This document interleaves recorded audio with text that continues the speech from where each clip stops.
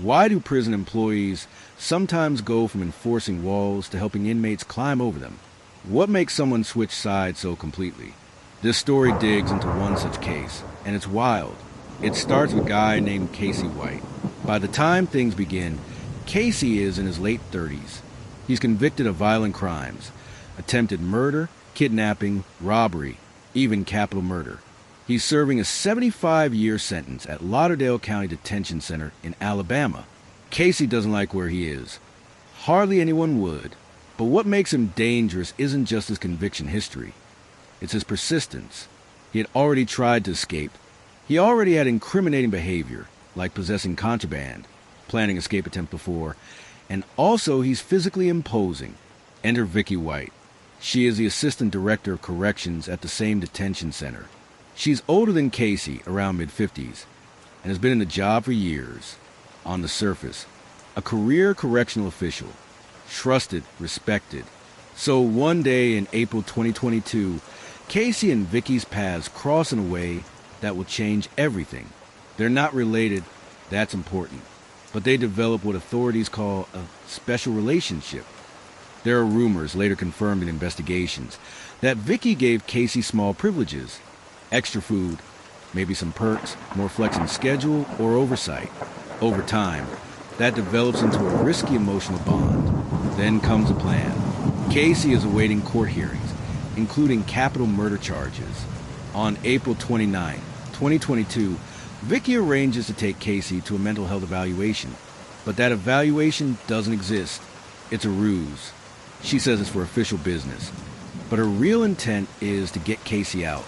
Because Vicky is a relatively high-ranking officer, she has access and authority. Transport protocols, permissions, knowledge of guard schedules, oversight. That's what makes this so dangerous. She uses her position to bypass or misrepresent official channels.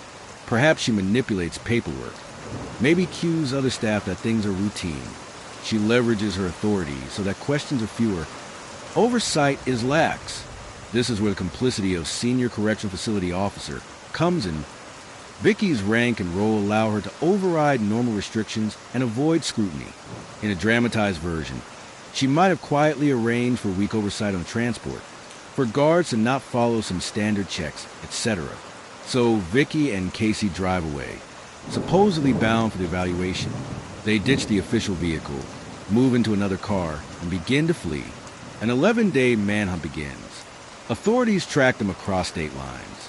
During the pursuit, there's a car chase. Vicky is driving with Casey.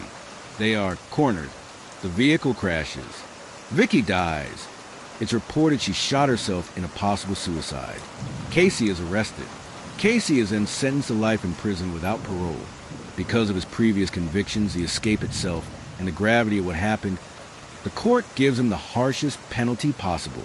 Suppose Casey had made contact with other inmates and senior officers beyond Vicky, tried to recruit or influence them. Whispers of helping to provide forged documents, circumventing internal checks. Vicky, because of her seniority, might have delayed guard shifts or manipulated surveillance camera blind spots, so that Casey had moment of freedom or lax oversight.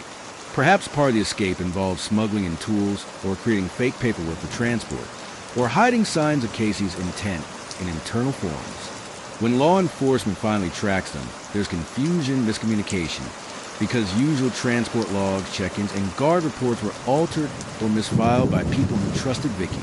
This additional complicity by other staff, and the use of senior authority heightens how porous the system becomes when someone high up breaks rules deliberately. So what does this case tell us, beyond the sensational headlines? Trust and power in corrections. When senior officers betray that trust, it's not just one escape. It undermines confidence in the entire correction system. People inside and outside assume rules are being followed. The public assumes oversight works. But when senior authority is used to subvert the system, oversight mechanisms are exposed as weak. Vulnerability to manipulation. Inmates who are dangerous or experienced often try many ways to manipulate. Charm, relationships, smuggling, psychological tactics. When someone on the inside is susceptible emotionally, ideologically, personally, they become a vector for that manipulation. The case shows how emotional entanglements, which is supposed to be impossible in prisons, can lead to catastrophic failure. Systemic weaknesses and protocol lapses. Policies often assume no insider will violate them. But in reality, guards, officers, senior staff all can be compromised. And systems that rely on internal self-reporting, paperwork, or trust without verification are vulnerable. Checks and balances, audits, surprise inspections, strict documentation are essential. Cost to public safety. Escapes risk lives, both inside and outside. They drain law enforcement resources, cost money, cause fear in communities. When dangerous criminals are at large, citizens are at risk. Moral and psychological damage. To staff who follow rules every day. Seeing a colleague break, major ones can breed cynicism. It can erode morale, making other staff wonder whether their efforts mean anything. For inmates, it can reinforce the sense that corruption is a norm, policy and reform needs. After cases like this, many ask, do we need better oversight on transport? More psychological screening for staff? Rotation of duties, so relationships can't become too close with one inmate? External monitoring of staff-inmate interactions? Clearer guidelines and stricter enforcement? Broader social reflection. Cases like this shine a mirror on society, the fragility of institutions, the dangers when individuals in power cross ethical lines. They also prompt discussions on how prisons are run, how much investment in oversight and mental health for both inmates and staff, and how to ensure systems have integrity even when people are flawed. One of the wildest prison escapes in U.S. history. A senior officer risking it all for a convicted killer. Was this love, manipulation, or corruption at its peak? Let's hear your take. Drop your thoughts in the comments. Was Vicky White a victim, an accomplice, or both?